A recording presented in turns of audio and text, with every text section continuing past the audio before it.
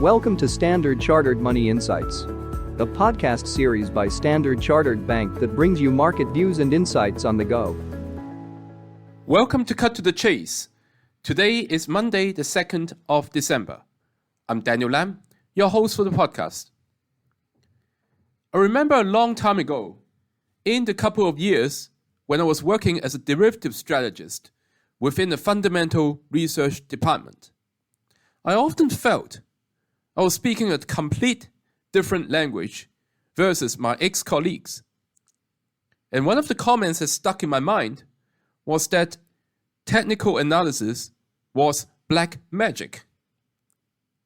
Well, to me, a discipline that thrives and yet getting such a labeling quite often means it is at least worth further investigation. Now, personally, I found technical analysis quite useful, especially in determining the short-term potential entry and exit points in different assets.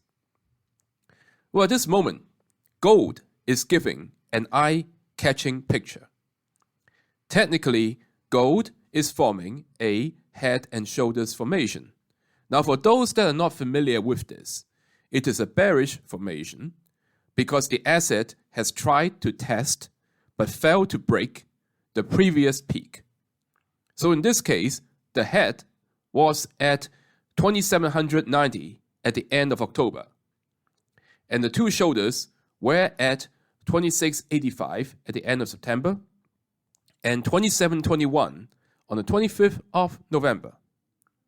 Such a technical pattern also suggests the distance for further potential correction, pointing towards a possible pullback to the 2400 level.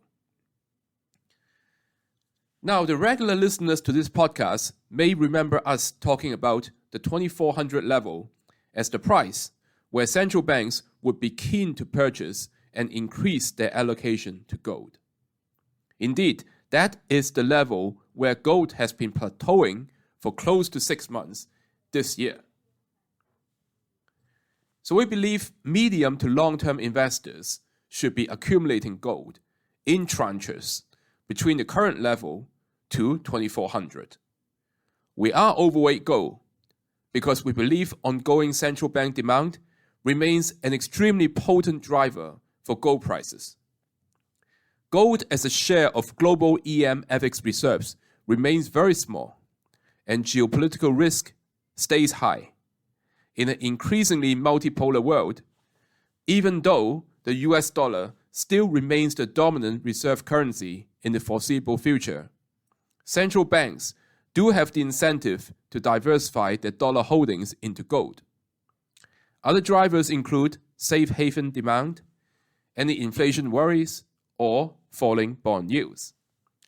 That is all from me for today.